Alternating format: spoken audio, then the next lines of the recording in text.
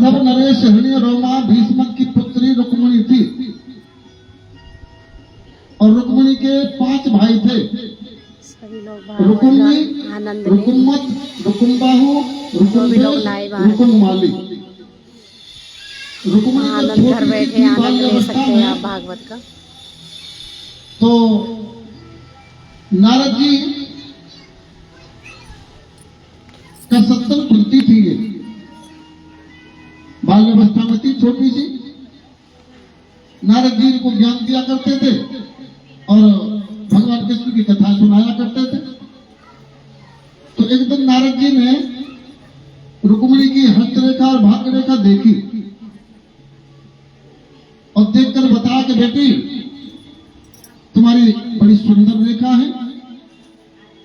तुम्हारी रेखा बताती है कि तुम्हारा विवाह द्वारकाधीश कृष्ण के साथ होगा। तब से ही रुक्मिणी को भगवान कृष्ण से प्यार हो गया था, उनसे लगाव हो गया था और भगवान श्री कृष्ण को उन्होंने अपना पति मान लिया था। अब ये जैसे जैसे बड़ी हुई तो देखो, बेटा बेटी जब बड़े हो जाते हैं तो माता पिता को चिंता होती है कि भाई अब बच्चे बड़े हो गए, थोड़ा अब इनका घर बसाना चाहिए हमें। तो रुक्मिणी की मां को चिंता हुई। रुक्मिणी की मां ने अपने पति से कहा कि देखो बेटी अब बड़ी हो गई है, कोई वर तलाश करो, इसका घर बसाओ।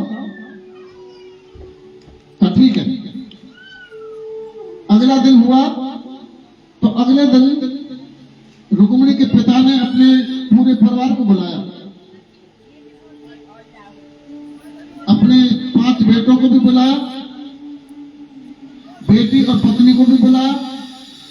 सभी दरबार में बैठे हुए थे और अपने गुरु सत्यानंद जी को भी बुलाया। जब गुरु सत्यानंद जी आए दरबार में तो रुक्मिणी के पिता ने कहा कि गुरुदेव, आज मैं अपनी बेटी के लिए पहली बार वर तलाश करने के लिए जा रहा हूं, तो आप जरा इसकी हस्तरेखा भाग्यरेखा देख करके बताएं कि इसे कैसा घर मिलेगा, कैसा वर मिलेगा। तो उनके गुरु सत्यानंद जी ने जब रुक्मिणी की हस्तरेखा देखी तो उन्होंने भी वही बात बताई।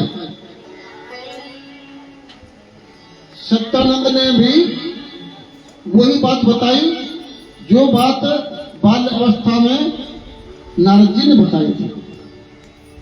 राजन, तुम्हारी बेटी बड़ी भाग्यशाली है, इसकी भाग्य रेखा बताती है इसका विवाह द्वारकाधीश कृष्ण के साथ में होगा। अब रुक्मिणी के 5 भाई बैठे हुए थे वहां पर दरबार में। उनमें से जो बड़ा भाई था उसका नाम था रुकुम्मी। रुकुम्मी को क्रोध आ गया सुनकर के, और ये जो रुकुम्मी था ना, ये नास्तिक था। ये भगवान श्री कृष्ण का विरोधी था। ये भगवान कृष्ण से ईर्ष्या किया करता था। ये कृष्ण से खुश नहीं था। ये अब इसने जैसे ही सुना कि रुक्मिणी का विवाह कृष्ण के साथ होगा तो उसके शरीर में आग लग गई, तन बदन जल गया इसका। अब क्रोध में उठा, तमतमा करके बोला कि गुरुदेव, ऐसा कभी नहीं हो सकता।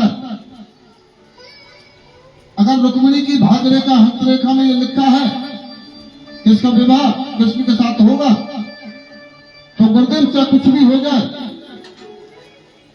मैं इसकी भाग्यरेखा ही बदल दूंगा, लेकिन मेरे जीते जी इसका विवाह उस ग्वाला के साथ नहीं हो सकता।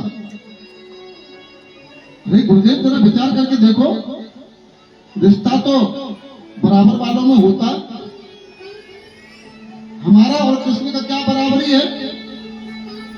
वो ग्वाला, गमार, अनपढ़, चोर, लुटेरा, बन बन भटकने वाला, और हम सम्राट राजा। ये विवाह कुछ नहीं होगा, चाहे कुछ भी हो जाए।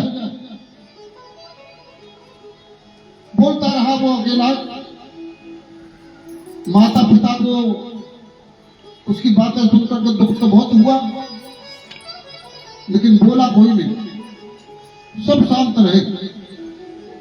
कुछ दिनों के बाद में रुक्मिणी के भाई ने रुक्मिणी का रिश्ता शिशुपाल के साथ तय कर दिया। ये शिशुपाल कौन था? शिशुपाल ये कृष्ण की बुआ का बेटा था और ये भी नास्तिक था। कहते ना कि तो शराबी का मित्र तो शराबी मिलेगा, जानते हो ना? शराबी का दोस्त कौन मिलेगा? शराबी। जुआ खेलने वाले का मित्र कौन मिलेगा? जुआ खेलने वाला। चोर का मित्र कौन मिलेगा? चोर। तो ये तो जोड़ी होती है। अब उधर रुक्मिणी का भाई रुक्मी जो था वो भी भगवान कृष्ण का विरोधी था, नास्तिक था। उधर ये शिशुपाल जो था ये भी नास्तिक था, ये भी भगवान से विरोध किया करता था। वैसे कृष्ण का बुआ था, बुआ का बेटा था ये। तो जब इसका जन्म हुआ था ना, पहले मैं जन्म की बात बता दूं आपको।